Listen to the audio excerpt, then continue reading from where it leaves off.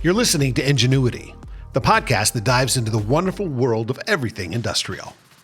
From the birth of the first combustion engine to breakthrough hybrid power technologies, Engineuity examines just about everything the industry has to offer. The podcast provides a platform for industry leaders, engineers, scientists, and small business owners to educate listeners about past, present, and future industries across the planet. Well, welcome to Engineuity Episode 2. Today we've got Mike Brezonick, the Vice President of Editorial from KHL Publications. Mike, I'd let you introduce yourself a little bit in more detail and tell us maybe a little bit more about the scope of your position and what your primary responsibilities are. Thanks a lot. First of all, Zach, I am very honored to be your second on your second podcast. I think that's pretty cool. I like these sorts of things because they're more realistic. I mean, you could be the engine person's Joe Rogan. Who knows? Yeah. In any event, if only. Yeah. In any event, I am the Vice President of Editorial of KHL's Power Division, and what that means is I oversee the editorial content for our Power Division magazines, which are Diesel Progress International, Diesel and Gas Turbine Worldwide, and Compressor Tech 2. My primary job on a day-to-day basis is contributing to and running Diesel Progress North American, the thing that people know as Diesel Progress mostly. Mm-hmm. Magazine was established in May of 1935, the heart of the Great Depression. The name comes from, at that time, it was intended to be an advocacy magazine for the increased use of diesel engine power, because way back then, it was only pretty much used for marine applications and power generation. And the people who founded our magazines, they sort of thought it could be used in many other places, and as you can see, they were right. It was profitable from the second issue, and I'm happy to say that has continued in 2019, early 2019. We were acquired in a very friendly acquisition by KHL, which was a larger publisher than we were. We had been looking for either a partnership or something, because independent publishers our size, it's getting more and more difficult to make it. Because the second half of publishing business is business, as we like to say. So KHL came along, and since then we've been continuing, and I see the publication going on for another 85 years, although I won't be here for another 85 years. Well, I do have to say that it's whenever you hear about a transition like that, or someone getting bought out, or any kind of acquisition, you always kind of sit back and go, "Oh, I hope we'll see how this goes," Mm-hmm. But I do have to say that I don't think Diesel Progress has missed a beat. I mean, it's getting the same quality of stories. I think we can see some of the additional resources and some additional capabilities that KHL has brought, but mm-hmm. I'm really happy to see that kind of that ethos of Diesel Progress is still strong. Yeah, well, thank you. I appreciate that. We try. We really do want to focus. These are very interesting industries, and when you talk about how things get done in the world, when you talk about how the air gets cleaner, the engine and power industries, they're the ones that do all that. So what could be more interesting, I guess? Yeah. Yeah, and I do want to get to kind of the future of the industry and where that's going. But first, something that I've been curious about is, I know you've been in journalism your whole life. That's your educational background. It was your first job, right? Mm-hmm. But how do you get from like a local newspaper to off-highway industrial space? What is that? Did you just apply for a job that looked interesting, or were you attracted to this industry, from the beginning? Well, I grew up in a very working class family. My dad was a heavy equipment mechanic and operator, so I was always very familiar with machines and equipment and engines. Actually, my wife found this job for me because the newspaper business was it's a fun business, but it's not always easy. and it eats up a lot of hours, and I wasn't getting paid tons of money. So she saw the advertisement for Diesel Progress in the local newspaper. I went and applied, and as Mike Osenga, who was the president and publisher, who hired me, it turns out we had worked at the same newspaper. He was a part-time sports writer at a local paper, and he graduated college in the fall of 1974, and I went looking for a job and got a job at that same paper, taking his spot. And we found that out when I interviewed. But the joke was I was ahead of the game because I knew the difference between a diesel engine and a pineapple. We have always hired journalists, not engineers or not people necessarily who have worked in the industry. And in journalism, there's always a thing called you get assigned to a beat, a courthouse beat, or the police beat, or the environmental beat, or something like that. So we always looked at it as, okay, when you get hired by us, you're a journalist, here's your new beat.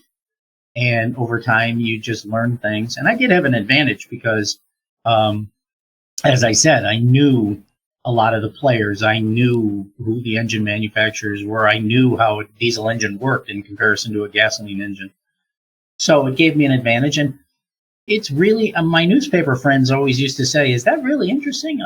It really is. I mean, these are fascinating businesses. The companies are all very interesting to deal with.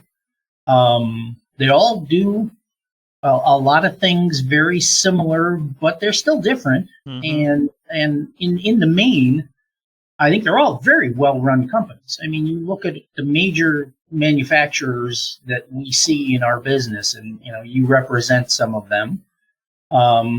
They're all terrific companies that are in the main really well-run. And so, again, looking at, as I said earlier, what makes the world go, what builds things, what gives us power, what does everything, and what cleans the air. That's kind of an eye-opening process. I don't know if I have a good phrase for it, but it's the driving down the highway syndrome where you see stuff going the other way, and my head always turns to say, "Oh, I know who makes that, or I know what engine is in that," and like look at that piece of equipment. And when we're on long road trips, my family's like, "Shut up! Like we don't. Okay, nobody cares." But it's really amazing how much of that equipment and how much engine-driven stuff and off-highway equipment builds and maintains the world around you that most people have no idea how deep that goes and how complex that stuff is. We had an editor once who worked with us for a number of years before she moved on. And she said that after she got, really became familiar with things, when she would drive to work, all of a sudden, she said, there's this whole new world I never knew was there. Yeah. I would see things and I'd go, oh, they're dewatering over there. That's a pump set. Oh, that's a standby gen set by that building. And or even she'd see a truck go by and she'd see the refrigeration unit on it, and she'd go, oh, that's got a little diesel engine in it that's keeping that thing cool. And she said, I had no idea that any of this stuff existed. And that's what it is for most people. Yeah, so it's kind of invisible until it's not, until it doesn't work. Yeah. That's when. Yep. Mike, I'm also interested in terms of how is the sausage made at Diesel Progress? It seems that you could probably just sit back and wait for press releases to come out from companies about new stuff that they're doing, and then to just kind of regurgitate the stuff that's in the press releases. Your most recent Top Dead Center article talked about some of this robotic editing that's happening, and it seems that you could probably build a publication around that. But how do you guys go out and find the stories? What is there a proactive side to the journalism piece of this business? Well, absolutely. We one of the things we like to do is talk to people, because we develop relationships, and it's very common that in talking to people, someone will say something like, well, we're going to have a new engine coming out next year. And I around in the spring, so I will log that away, and then in like right around now, I'll be tapping him on the shoulder and saying, "Hey, you mentioned a new engine. Let's talk about that."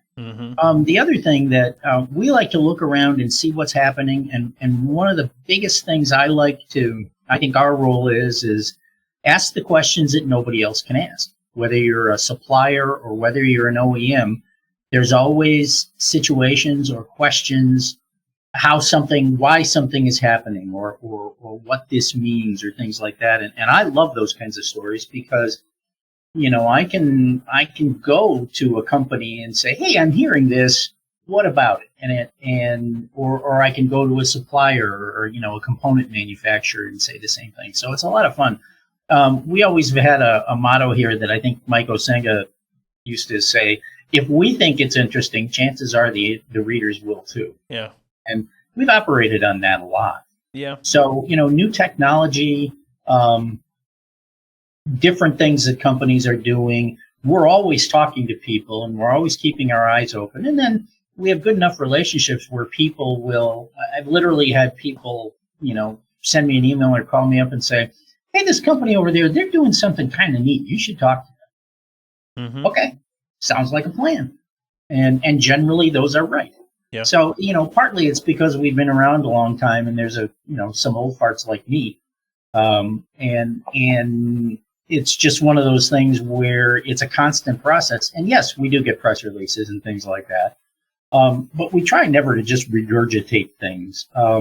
If you're just an aggregator of, let's say, press releases, you don't add anything to it. And one of the things we try to do with almost everything we do, whether it be on the website or in the magazine, is try to add some either detail or perspective that maybe the other guys didn't look for. And so we never just take a press release and just regurgitate it. We always try to find out a little more, or if there's some perspective we can add to it or something like that. It's just what we do. It's kind of in our DNA. Yeah, it seems that there's some big pieces of this industry that are pretty opaque from the outside. You get the press releases, or you might get some strategic statements from management about what they're doing, but that's a really different set of knowledge than like actually digging in and finding out what are they really trying to accomplish. How real is this technology? When might we actually see it in the market? Right? It's we see the shiny stuff in booths at trade shows, but when is that going to hit the pavement? And those are the types of things that are really difficult to suss out from press releases. It's one of those things where the stuff that is in the news a lot today, electrification, hydrogen engines, hydrogen fuel cells, and things like that, that's getting a lot of attention, but there's no business there yet, and there won't be for a while. And I even have to internally, with, dare I say, some management, have to sort of remind them of, okay, this stuff is really, because they're thinking maybe we should be charging in some other directions. And, you just have to remind them that no, engines are going to be around for a really long time. Yeah. And there will be a transition ultimately, I'm sure. I won't be around to see it, frankly. I don't think I'll even be alive when some of these things are the dominant form of transportation or off-highway work or power. But, it will come, but it's not going to come, I don't believe, as fast as some of the advocates would have you believe. Well, I'm gonna take your natural segue there to ask you about hydrogen a little bit too, because looking back at the Newsmaker of the Year stuff from 2021, there's quite a few hydrogen stories in there, and I just through most of last year, I remember sitting back and just be like, wow, when did people start getting serious about hydrogen internal combustion engines? Because we've heard about fuel cells for a long, long time. This hydrogen economy idea came up, I don't know, 20 years ago, and then kind of petered out. But hydrogen internal combustion engines seem to be a really make sense pathway in terms of utilizing everything we know about internal combustion engines. Obviously we need some different fuel storage, injection, management stuff, but that's really not a huge technical challenge because we have a really good base of understanding for IC engines. So it seems like a natural progression, right? But Mhm. I still can't put my finger on why that exploded in the last 12 months. Is this something that's been lurking under the sheets for a while and people have been kind of quietly working on it, or did everybody just jump on a bandwagon this year or last Well, year? I think, people have looked at hydrogen engines before. I actually recall riding on an airport shuttle they were testing it. It was operating on hydrogen fuel with a Ford engine in 1994. And, that was one of particularly the automakers, they're always trying different things. And, they've got more money to, well, what would it be like? Could we run an engine on this, or could we do this? And so they've always been great for testing different things. And it never really went anywhere. I think the whole decarbonization thing is a big part of it. Hydrogen fuel doesn't have, it's a no carbon fuel. So if we're really talking about CO2 reduction and decarbonization, that's a great alternative. Mm-hmm. Now, yes, fuel cells, the joke always used to be is fuel cells are the power source of the future and always will be. But they got more realistic, but to yet, nobody really can tell you with absolute certainty that if you've got a fuel cell in a wheel loader that's operating as a snowplow for 5 days in a row when the weather is 10 below zero, how effective that fuel cell is. I mean, they're working on it, and I'm sure they'll get there.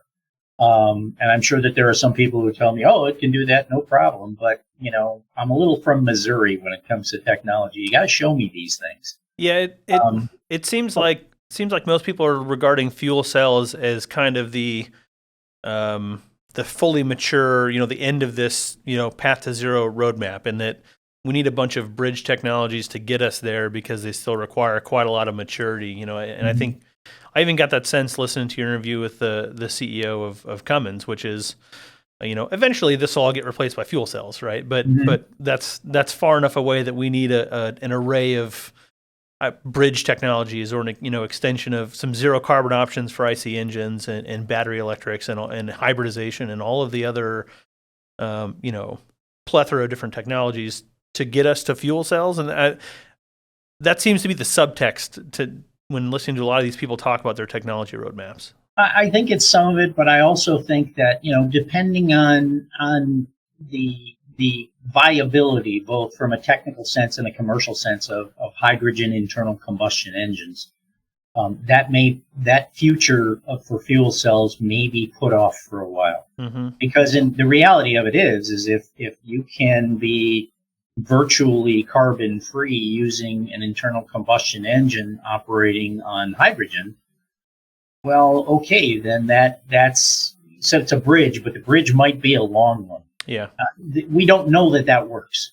There are issues with hydrogen right now, and I'm thinking of doing actually, I had an idea about doing a story about it because Cummins today announced that they're doing a test of natural gas engines and hydrogen engines in vehicles with a major U.S. fleet, and that's great. And I just think hydrogen engines are a good next step, big step toward decarbonization. If they work as everyone hopes they will, it'll give the industry a lot of time to get used to, using and working with hydrogen, which will make fuel cells more viable in the future. It will allow a hydrogen fuel infrastructure to be developed, which, let's face it, that's a huge thing right now, just as it is for electrification. Mm-hmm. So I think hydrogen engines are a really good option. And part of the reality of it is I think a lot of engine companies look at it as, okay, we're making money with engines. Is there a way we can keep this train going? Yeah. And if it's just using a different fuel, okay, that sounds pretty good. Yeah, it seems that there's a lot of kind of low barrier to entry options with, there was a really good presentation at the last summit on renewable diesel, and what the hell's renewable diesel and where does it come from and how much can we make? And, as a carbon neutral fuel, But there's a lot of different ways that, the IC engine will, I believe, continue to be extended and used in, in carbon neutral or kind of net zero ways with some of these other fuel types. And it's really hard to throw away a, 100-year-old mature technology that's really easy and flexible to work with, that already powers everything that we know today, and to throw that away and just completely change to something, totally different. That's a long road, I think. Yeah, I agree with you. I think that internal combustion engines burning something has decades and decades of life left. Yeah. Yeah. Because there simply are, in some cases, there is no better alternative at all, even how you make it. Plus, I have to believe that while, let's say, a successful hydrogen engine would probably have to incorporate additional technology, like engines don't have enough technology on them now. But, in terms of injection, in terms of, all the different things that are used in engines, filtration, and, you name it, I think that it's possible that things like crankcase ventilation systems will have to become a little more sophisticated because, as you may recall at the summit, the gentleman from who gave the presentation on hydrogen engines from AVL, I think it was mentioning that they discovered some issues with fugitive hydrogen emissions building up in the crankcase. Well, you really don't want a very volatile gas building up anywhere. Right. So, but there are solutions to that, and I think you will still end up with an engine that's less expensive than electrification or hydrogen fuel cells, and money's got to drive a lot of this stuff. You can't make, you can make it. I'm sure right now you could make it probably a terrific fuel cell wheel loader, large wheel loader. But, even aside from the, where do you get your hydrogen, it would be really, really expensive. You just look at a lot of the equipment now that's making its way into the marketplace, electrification equipment. It's in some cases double and triple the cost of the same thing that has an internal combustion engine. And from the end user point of view, just like with emissions, they're paying a lot of money for not any capability for the most part that will really make them more money doing their jobs. Yeah, and that's where we really need a regulatory framework to kind of push the market, right? If we just rely on market forces, it's there's not a lot of incentive to spend those extra dollars for those new technologies and equipment, and that's where regulation has its place, right? It's got to provide incentives or do other things to move the market in the right direction, right? Well, if you recall, and I said my fingers are practically falling off as I type this, but in an earlier top dead center column, I asked for regulation because right now the probably the most, to my way of thinking, disturbing and difficult thing about the whole move toward lower carbon or no carbon alternatives is there's no real roadmap. There is a hodgepodge of regulation. California is saying, you can't have no new internal combustion engines in the state after 2030 or something. Cities and areas in Europe and other places are having different dates and different kinds of implementation. How does a manufacturer or an OEM, how do you plan for that? How do you, especially the smaller and medium-sized, the DOEMs, the kind of OEMs that you guys would work with, how does he, with limited resources, know when he really needs to invest to have his equipment ready for that? Because it's great if he has it and nobody buys it. Or not great, actually. And so having it is only half of it.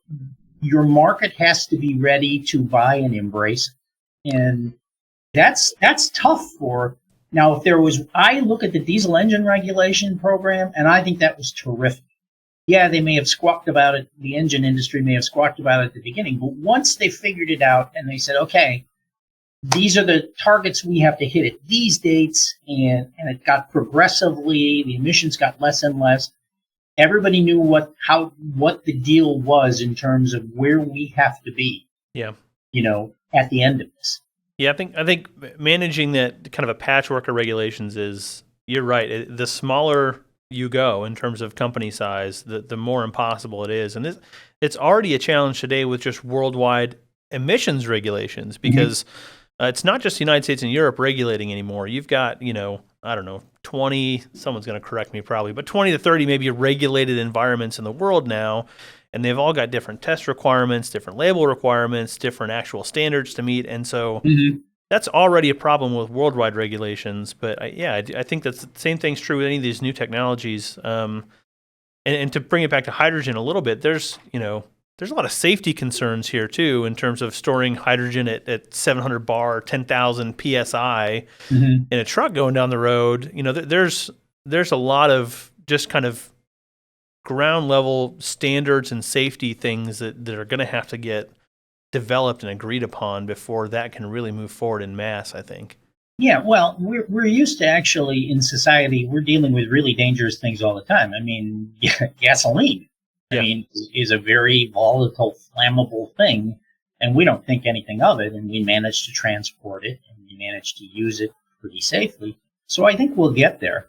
I personally think that we've got a great way of, when we get to hydrogen, moving it around the country, and that's gas compression pipelines. They're used for natural gas now. We're already seeing some gas hydrogen blends being pipelined.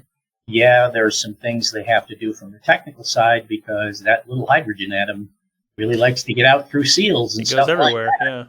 Yeah. And but those are challenges that I think we can meet easier than remaking everything. And, renewable hydrogen is great. I just, is everybody going to have a hydrolyzer someplace, and, the truck stop is going to be making its own hydrogen? I don't know.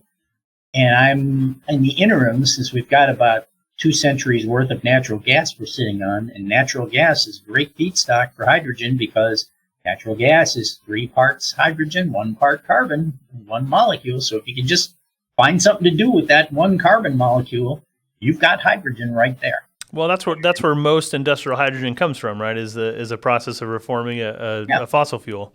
Yep.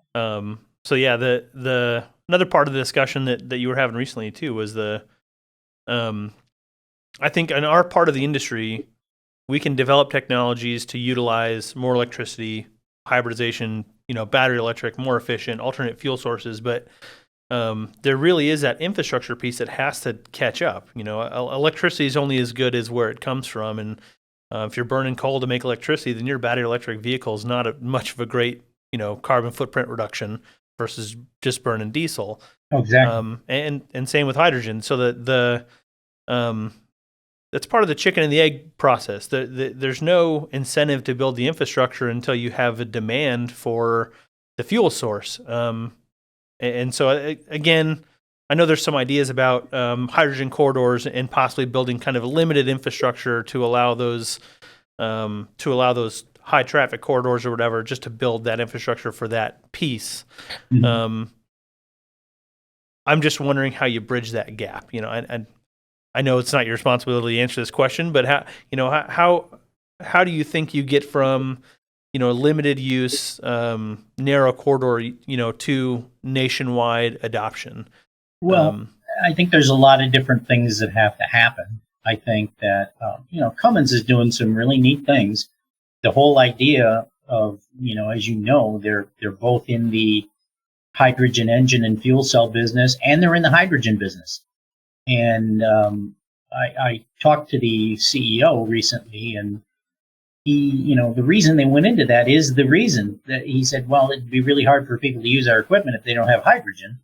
And he pointed out that in the early days of SCR, they sold DEF through their, they were in the diesel emissions fluid business for a while for that same reason, because he said, they can't use if they can't get certain things, they can't use our engines and equipment. So that makes perfect sense. That'll be one thing. There's going to have to be government involvement. If you get enough hydrogen corridors along the major, let's say trucking routes, there are certain highways that are very well traveled for heavy duty trucks delivering goods all around the country. You start with corridors in those places, and then you'll start to see some people doing that. But it's going to be a slow process. There's no question about it.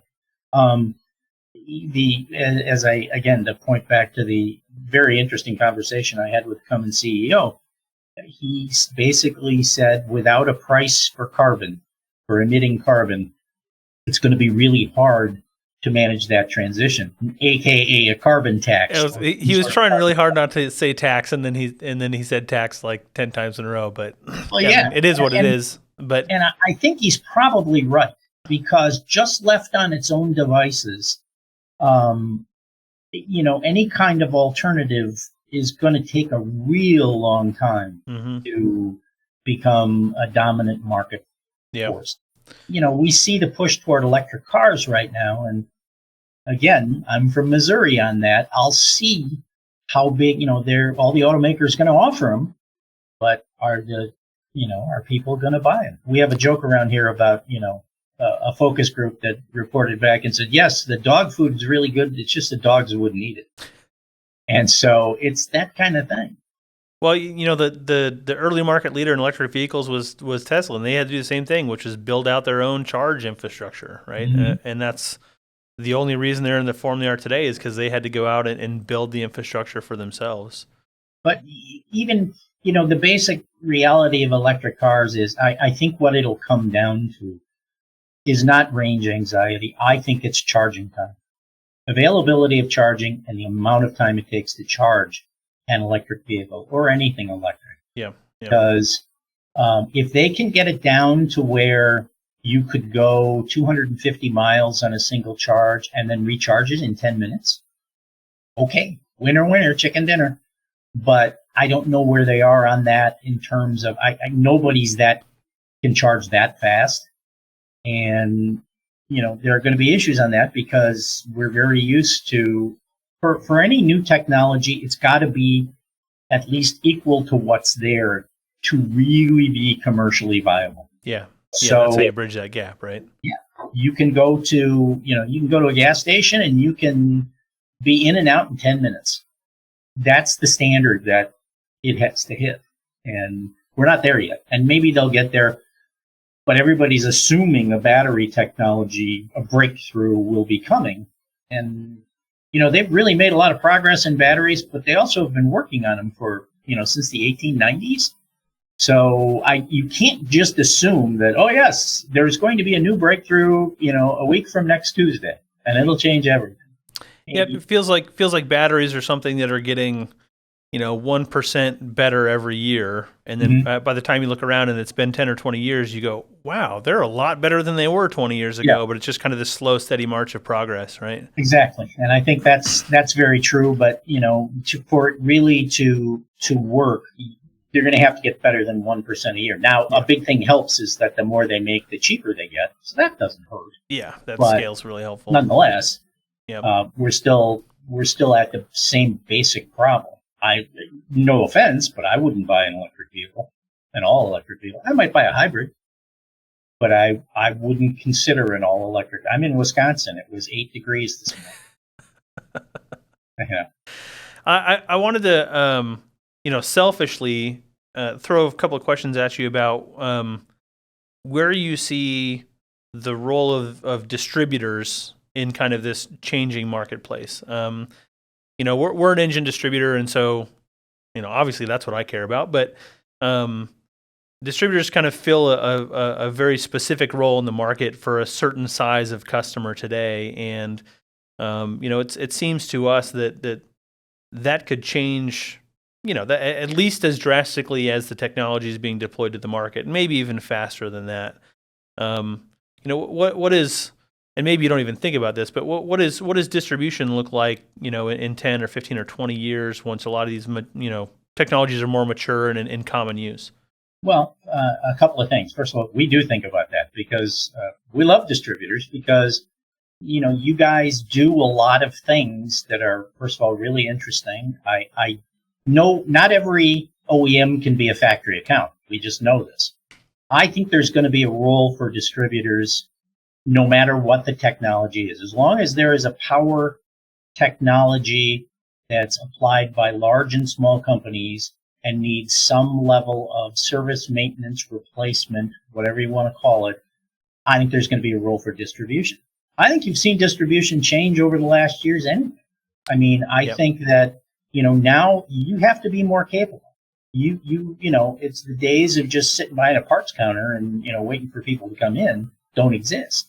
So I really think that, you're going to be, just as companies like yours are going to be just as important down the road. Are they going to have to learn a few things? Yes. Are they going to have to invest in some new technologies? Perhaps, yes.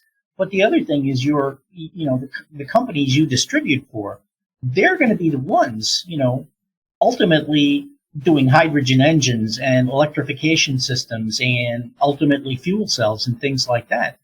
Because, one of the the really interesting parts is you see a lot of, the startups that come up with really great ideas, but they may have really great ideas, but if they're really great, they'll get bought up by somebody big. And, that's been happening at a rapid pace the last couple of years too. I mean, half of the stuff you read is Deutz by so-and-so, Cummins by so-and-so. It's just, there's been an insane level of acquisition of those kind of startup technology companies by larger people. Which only makes perfect sense because, if you can have you're a startup, you have the greatest idea in the world. You have a terrific product. You have no understanding really of the marketplace. You have no infrastructure to manufacture, support in the aftermarket, everything else. One of the things we've always talked about is ultimately the supplier base isn't going to change that much because all the companies that provide power right now, mostly internal combustion engines and things like that, they're going to be the ones providing power in the future, in those future forms. So, you're a JCB distributor, I believe. You will handle JCB hydrogen engines. You will, when they come out with fuel cells, which probably everybody will at some point, you'll handle JCB fuel cells. So I don't think the role of the distributor will change. You'll have to become more technically proficient, which you've had to do all along. But again, I just don't see there's never going to be a situation where distributors go away because they do too many functions that the factory's not going to do. And there's no independent service aftermarket that could really do that kind of the same kind of technical things. You still work with OEM. You'll still work with OEMs to engineer power into whatever it is they're doing. So actually, I think the future for distribution is pretty good, personally. Yeah, for what it's worth, I agree with you. We see a lot of those same things, which is, the way we power things is going to change. Mm-hmm. But the fact that things need power is not going to change. We still need equipment to do the job. We still need trucks to go up and down the road. All those things still require a power source, and are still, there's still the application. But what's under the hood is going to be different, of course. Yeah. So that's a big learning curve. And you're right that there's been a lot of change in distribution in the last since I've been involved from the early 2000s. Mm-hmm. We've seen a lot of consolidation, a lot more technical requirements put on distribution just to meet the Tier 4 final regulations. Yeah. And it's that next step that I think we're kind of on the precipice of, right? That when these technologies really do become available, we need to figure out how to go apply them for small and medium-sized companies. And and I think that's something that your the companies you work with, the JCBs, the Hondas, all the Kubotas, everybody, you're going to want to partner with them very closely because they're going to need to help you get some of those capabilities. Mm-hmm. And it's in their interest to do so. So I'm sure they will. They're not dumb. Again, they can't have everybody be a factory account. Yeah. So it's I think it's going to be difficult in some cases, but you're doing a heck of a lot more in some ways than you ever were before anyhow. So that's just going to continue. Yeah, I think so too. I'd like to turn the conversation a little bit to the Diesel Progress Summit. You guys just finished up your third year of the summit, although one year virtual. The Mm-hmm. COVID year. What was the original idea behind the summit? What gap were you trying to fill with the summit back in 2019, and do you think you've managed to do that? Well, one of the things that Mike Osenga, who you I'm sure remember, longtime president, publisher, then diesel and gas turbine publications, we had talked about some sort of event. Because if you look around, there really isn't one for the engine and particularly off-highway industrial engine industry. Yes, there are trade shows and everything else, but it's, you're there, but it's really an equipment show and things like that. But, we thought, look, these industries have done some tremendous things. Again, when you look at where the air is now, air quality, it's remarkable how much it's improved. And the engine guys did that in a large measure. And, we said, wouldn't there be a nice way to recognize that and maybe, give something, somehow highlight some of the achievements that we see all the time. And just basically, tell the industry, you're doing a really valuable thing. You're doing a really good job. You need some recognition. Here it is. When we became part of KHL, one of the things they're really good at is events. And so we, back in the diesel and gas turbine publication days, we never had, we always had the idea, but we didn't have the infrastructure able to pull it off because that's a separate, events are a separate job. Well, it just so happens that KHL has a whole division of the company dedicated to events. And so it was kind of a match made in heaven from that sense. Because, they wanted us to do an event, and we had this idea the whole time. And it just, that's where it came from. And so we decided we wanted to have something where people could come and learn something, which is why we have the day-long, discussions on new technologies and application of technologies and where things are going in the future and things like that. And then we want to have a situation where we're recognizing, people are getting some props for some of the good things they do. And, there's a lot of achievement out there that, the general public just doesn't know about. I always used to laugh about one of the things that, I love is I call somebody and let's say I want to talk about a new fuel injector or a turbocharger or a new engine and stuff like that. People are happy to talk to you because who else asks them about this stuff? They go home. I always laugh because it's sort of like, a guy has a breakthrough in his job and, getting this turbine efficiency in this new turbocharger, and he's all excited, and he goes home, and his wife says, well, what'd you do today? And he says, wow, it was great. We finally figured out the problem. This is going to be great in the marketplace. It's going to make things more. Oh, that's great. Who's picking up the kids from soccer? Yeah. Nobody cares about that kind of stuff, really, but we do. And I think the industry does. And so why not have an event where everybody can kind of get together and just celebrate what everybody does. And I noticed that at the last one, we have, unfortunately, we don't publicize it well enough, and we're going to do better on that. We have the night before the summit, there's a reception that everybody who's coming to the summit is invited to. I couldn't believe we had CEOs and vice chairmen and everybody were just having a great time talking to everybody. Because really, we're kind of, while in a lot of cases, they're competitors. They're in this together. They're all facing the same issues and the same problems. And that was just, I loved seeing that. And I happen to know that a lot of the senior guys who were there, they really had a good time. And both at that and at the dinner and reception afterwards. So, we think people have really liked this.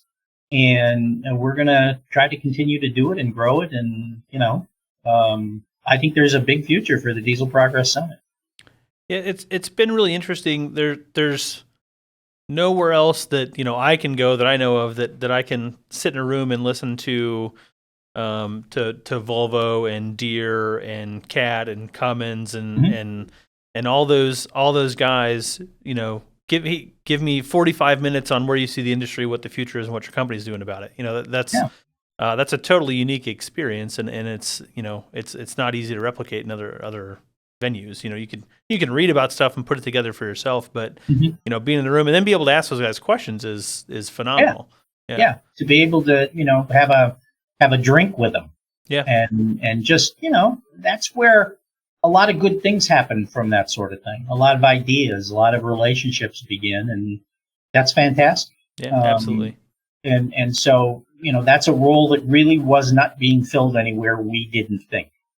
So do you think the summit's going to stay focused on you know, the new technologies and these kind of roadmap discussions, or are you looking to explore other topic areas, you know, as part of the summit? Well, we really, I'll give you, and you should have gotten one if you haven't yet. We actually, you know, we always think we have some pretty good ideas on what would make interesting summits. But this year, and in fact, we just sent it out about a week ago, and we've gotten a really good response. We did a survey. We listed some of the topics and ideas that we thought would make for a really good summit. But we want to hear what people said. So we asked them to rank those and then give us other ideas. What do you want to see? And because ultimately, you know, we would like to, if there's a need, people want a certain kind of information, or people want, you know, a good example is we had one, if you remember, we had Ann Rundle from ACT give a presentation on electric trucks. That was fantastic. Actually, I remember at the end of the presentation, everyone looked around and just went, wow. So, you know, clearly she knows what she's talking about, and it was a fantastic presentation. I don't know if the video is still up of that presentation, but that was... It is. If you attended the commercial message, if you attended the summit, you should have gotten a link that basically takes you to all the presentations and the PowerPoints they used, and, you know, available to see or download. And if anyone listening who attended the summit who doesn't have that, please get in touch with me. And if you didn't attend the summit, you can still access that for a modest fee. Oh, really? Yeah. Yeah. Well, it was. I just remember being a really cogent presentation. She summarized the state of the industry and what, you know, the kind of the near term, midterm future really well. She did a great job. But that was the interesting thing. That was a little bit of a digression, because most of the summit consists of more looking at certain technical things and stuff like that. That was a little more of okay, let's look at this market from a market point of view. Right. And so, you know, we looked at, it seemed pretty popular, so we may do more stuff like that. It's really hard to find. As you know, ACT, or you may or may not know, they're really good. They cover, you know, commercial vehicles. I've told them they should really expand that part of it to off-highway, and they're thinking about it. But, you know, we'll see if that happens. But, I mean, I just thought that was a different sort of thing. And that was one of the questions that we asked, if people wanted more sort of market-focused things like that. And we'll, you know, next week, I guess we'll be looking at some of the results from our survey, and we'll figure it out then. Well, I think that was a great addition this last year. It seems to me that one of the voices that's been missing is that regulatory voice, the voice of government, and we've talked a lot just today about how important that piece is going to be in driving the market. And I'm sure it's not easy to go get somebody on EPA on record about what they think's going to happen in the future, because they don't normally like to tender those kind of opinions in public. But I think that's an important voice at the table, because in a lot of cases, the decisions get made at that regulatory level are going to drive what everybody else is doing. Certainly. Yeah. Well, we did have, for the virtual summit that we had in 2020, we had somebody from CARB, and that was pretty popular too. And when you say EPA or CARB, you might either one, because certainly one is going to be influencing the other. Yeah. And but yeah, that is something that that is certainly part of something we're considering. They generally are pretty cooperative in doing it if they really feel they have something they want to communicate to the market. You know, one of the big questions is, even, you know, beyond that, is when's Tier 5? Um, and I don't know that anybody at EPA is really ready to come out and say, well, okay, here's what it's going to be, and here's when it's going to be, because I don't know that they've completely thought that. But yeah, we regulators are always very popular because people, that's really determines a lot of how they can and will do business in the future. Yeah, maybe you can exempt them from the question and answer portion of the presentation. Maybe that will entice them to come talk. Well, maybe, or else I could say, okay, from this point on, it's all off the record. The video stream will be ended. Yeah. And now, if anybody has any questions, would be nice, because the regulators have their job to do, and I think they have done it well. Like I said, I look at the diesel engine emissions regulations program as a marvelous example of how industry can work with regulators to develop a program that's realistic and allows everybody to meet the goals that everybody's trying to get to and still stay in business. Yeah, one of the amazing things I think is that when they announced the actual, PM and NOx limits for Tier 4 final, the industry essentially said, we don't know if that's possible. That technology doesn't exist. We don't know if we could ever hit those limits. And through, like you said, a series of phasing it in, developing the technologies that were needed, and working back and forth with regulators. I mean, they got there. Yeah. It wasn't a totally smooth road, but today it's all commonplace, and it's all these types of after treatment devices are kind of old hat. People are getting comfortable with them and know how to use them and have figured out their ins and outs a little bit. But it was, it's an interesting journey going from we have no idea if that's possible to here it is, and now every engine, every machine, coming out is meeting those targets.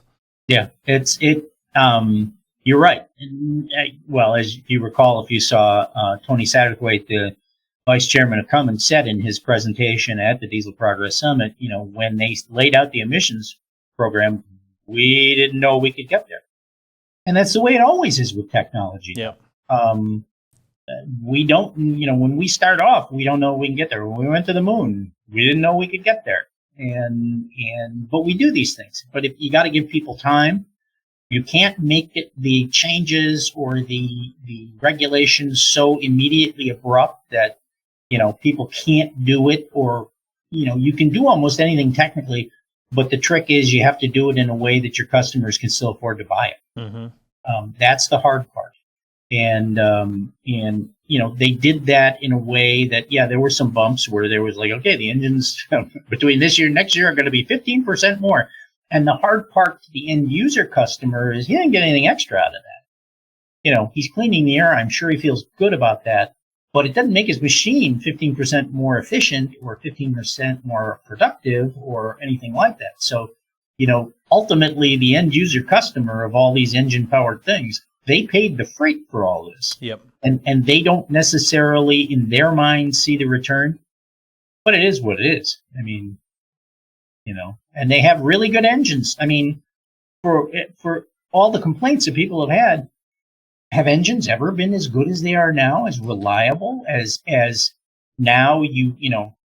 They're all so smart that you know how to repair them a lot faster. Then my dad was a mechanic, as I said, and he worked on a lot of engines, and there was a lot of sitting there running the engine and listening.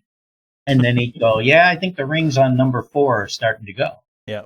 Just because he was a really good mechanic and he had a lot of experience. Well, now you just plug in a reader and it tells you the rings on number 4 are a little iffy. So, okay, take the head off, take those rings, change that, maybe change the ring pack, maybe change the piston.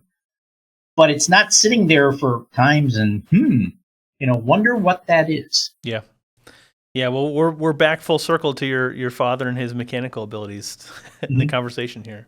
Well, the really interesting thing is, just as an aside, I had 2 brothers that both went into the building trades, and I was always viewed as I was sort of like the slow child when it came to things technical.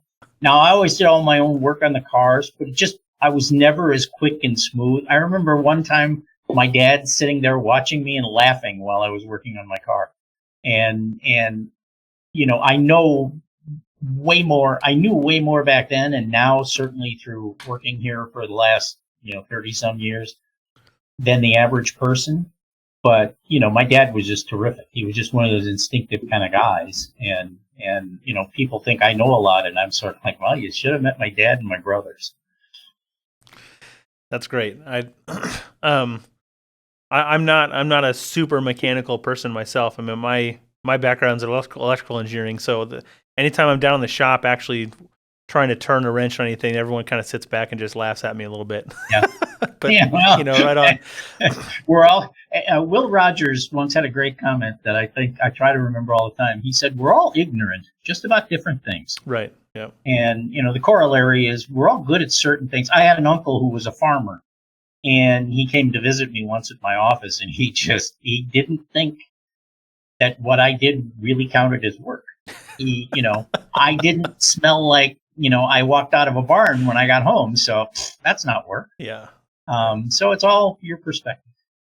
Well, Mike, thank you very much for joining us today. I do appreciate your time. Look forward to attending the summit this fall, September again for the summit. It will be September. We've moved it. It's well out of the way of, for those people who are going to go to like Bauma or anything, it's out of there. It's operating from memory, September 27th. Reception on the 26th. Same place at the Lowe's Chicago O'Hare Hotel. We got really good response on that. And part of the reason there is that it's easy for everybody to get into O'Hare. It's either easy for everybody or it's impossible for everybody. It depends on the weather. Depending on the weather, yes. Yes, because if it rains in Chicago, O'Hare throws a shoe and doesn't know what to do. But I really appreciate it. This has been a lot of fun. All right. Thanks, Mike. We'll send you some links once everything's posted here. Sounds good. All right. Take care. Good to see you.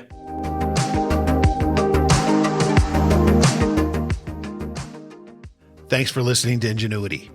We record and release a new episode every month.